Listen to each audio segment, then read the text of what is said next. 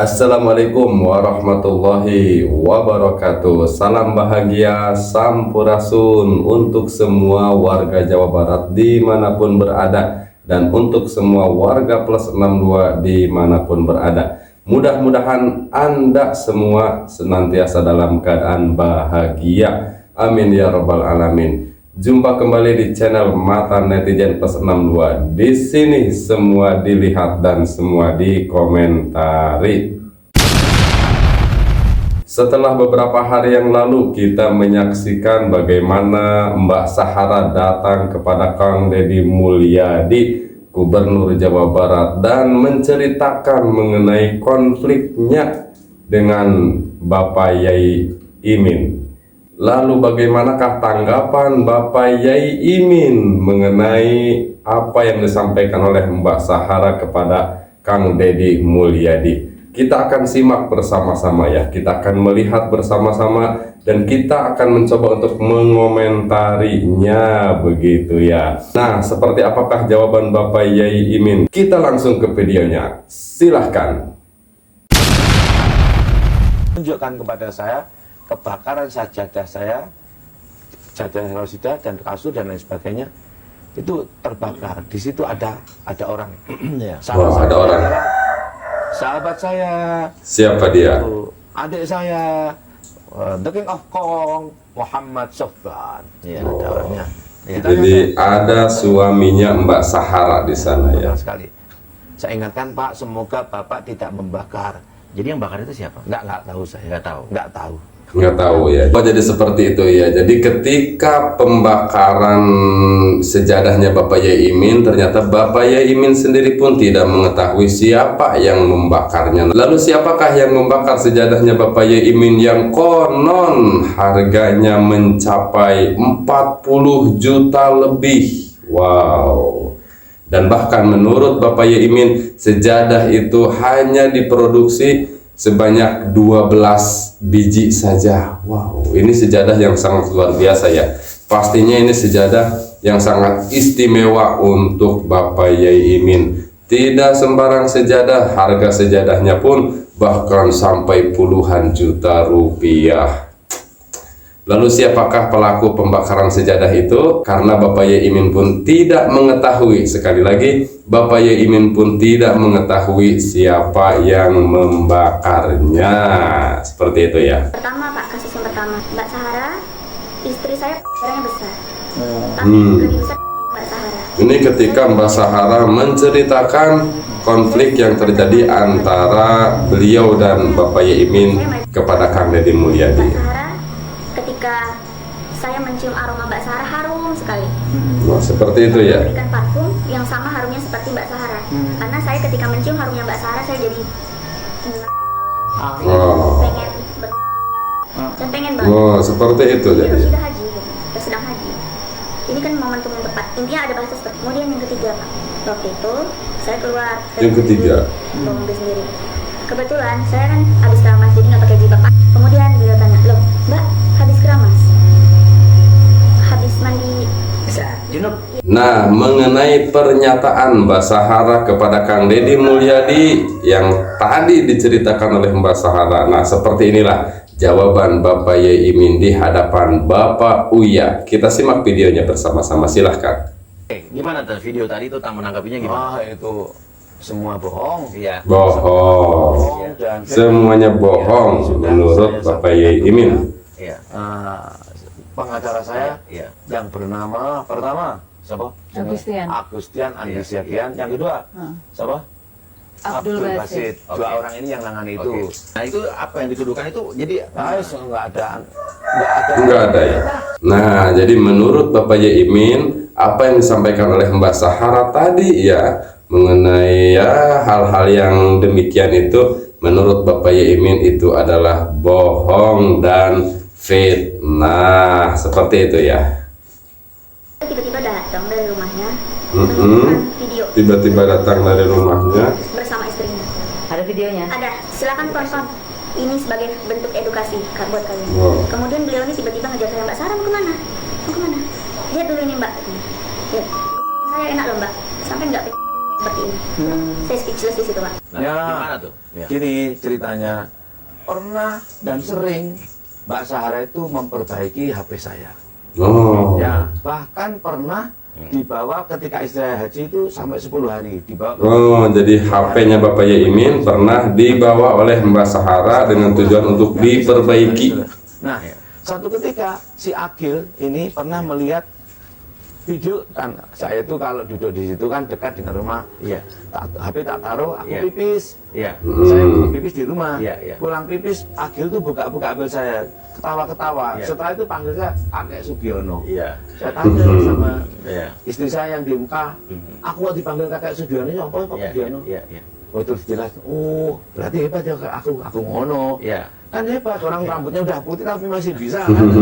Tapi dengan istri saya, nah itu diperlihatkan kepada teman-teman di kampung. Emang ada apa di handphone tuh ada? Oh, saya dengan dia, Video pribadi. video Oh, pribadi. jadi di handphonenya ya Mim tuh Heeh. ada video pribadi kalian Ada berdua. video pribadinya Bapak Yaimin yang dibuka oleh Menyebarkan ke siapa tadi?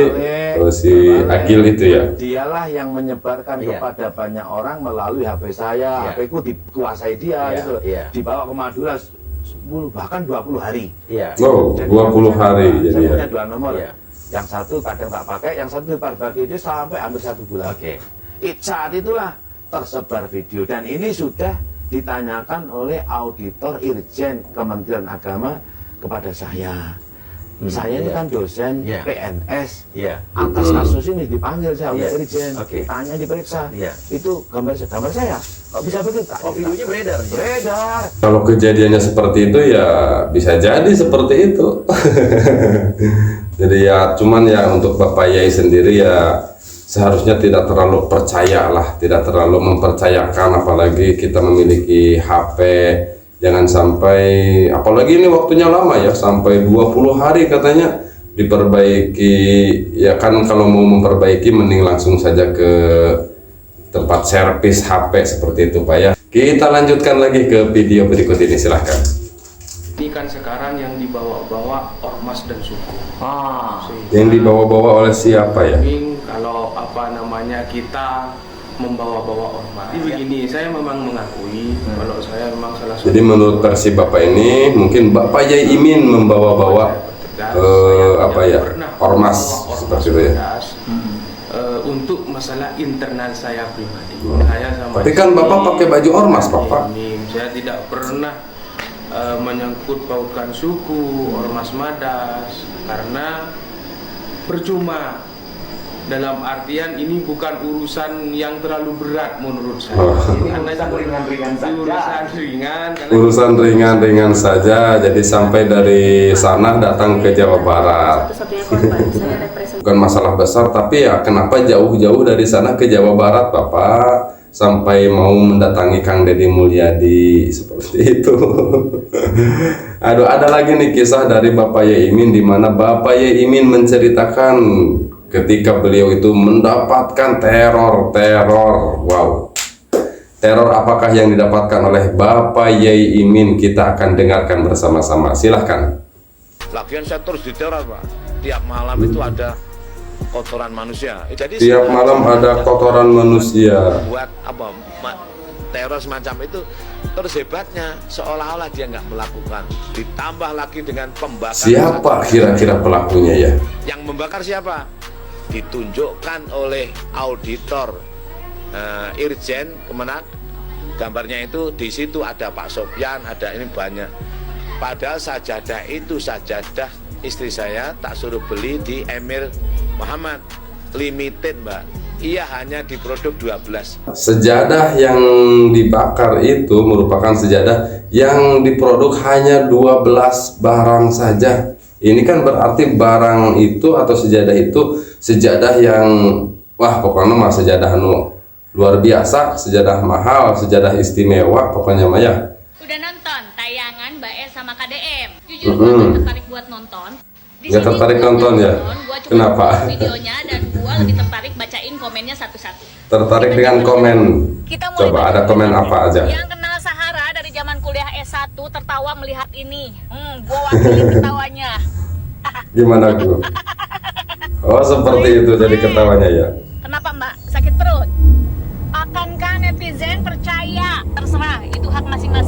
betul ya, itu hak masing-masing pada netizen mau percaya atau tidak. Biasanya kalau si Sahara ini suka melebih-lebihkan masalah. Contohnya waktu putar musik, Pak Yaimin dan mahasiswanya cuman joget-joget. Ya Tapi betul, malah si ada ya Sahara koar-koar videonya ya. digeruduk. Ingat, nggak cuma digeruduk gangnya, tapi juga katanya mahasiswanya tawuran ke garasinya. Wah. Ini gue lengkapin ya. Lanjut. Tamu mana yang datang ke rumah orang, masuk rumah langsung kunci pintu? Yaitu Mbak Es. Jadi buat kalian yang pengen dapat tamu segokil itu, undang Mbak Es ke rumah kalian. Yuk katakan Fred. Fred. Babak baru kasusnya Imin, sekarang muncul lagi statement dari pejabat setempat yaitu Lurah Merjosari. Bapak Lurah, ya. Pernyataan Bapak Lurah Yang itu ya. unik adalah beliau mengatakan penolakan itu datang dari warga. Tidak ada pengusiran Yaimin, tapi hanya Jadi bukan menolak pengusiran Yaimin menjadi menurut warga Bapak Merjosari, Lurahnya. karena memang Yang ada itu penolakan. Yaimin bukan warga Merjosari.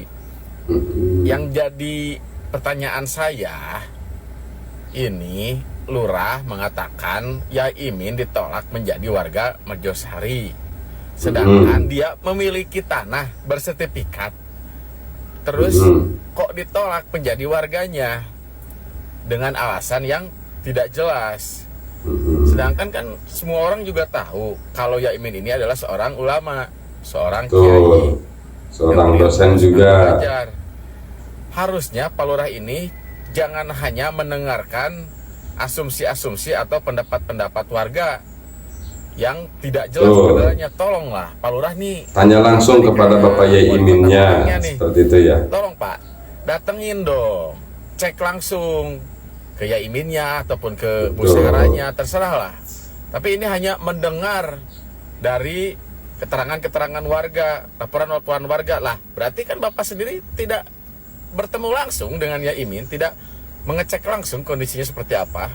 Betul, sama ya. Saya juga berpikir seperti itu ya. Yang namanya ditolak itu ketika ada orang baru nih datang ke suatu tempat, kemudian dia ditolak, tidak diizinkan tinggal di tempat itu. Nah, itu namanya ditolak. Kalau orang itu sudah berada di situ, nah sudah lama lah berada di situ, itu kemudian orang tersebut harus keluar dari tempat itu kan namanya bukan penolakan, mungkin itu namanya kan ya pengusiran seperti itu ya. Nah, itu saja video dari kami ya. Mudah-mudahan video ini bisa menemani semua sahabat mata netizen plus 62 dimanapun berada. Kita tetap berharap ya, mudah-mudahan kedua belah pihak, baik itu dari keluarga Mbak Sahara ataupun dari keluarga Bapak Yaimin, semuanya bisa berdamai kembali, bisa akur kembali, bisa saling hidup bertetangga dengan rukun seperti itu ya. Karena ya kita harus ingat ya, tugas daripada seseorang yang bertetangga itu harus saling memuliakan tetangganya, bukan untuk saling memusuhi atau berkonflik dengan tetangganya. Mudah-mudahan permasalahan ini segera selesai dan tidak meluas lagi kemana-mana seperti itu. Mudah-mudahan tayangan ini bermanfaat untuk semua sahabat mata netizen plus 62 dimanapun berada. Jangan lupa kirim pendapat sahabat mata netizen plus 62 di kolom komentar. Kita tunggu komentar dari semua sahabat mata netizen plus 62 dimanapun berada. Saya doakan mudah-mudahan semua sahabat mata netizen plus 62 yang sedang menyaksikan tayangan ini semoga diberikan kebahagiaan, diberikan kesehatan, dan diberikan keberkahan oleh Allah Subhanahu wa Ta'ala. Amin, amin ya Rabbal Alamin. Kita tutup dulu dan nanti kita akan jumpa lagi di video-video kita berikutnya. Wallahu huwal muwaffiq ila aqwamit thoriqin. Wassalamualaikum warahmatullahi wabarakatuh. Sampurasun.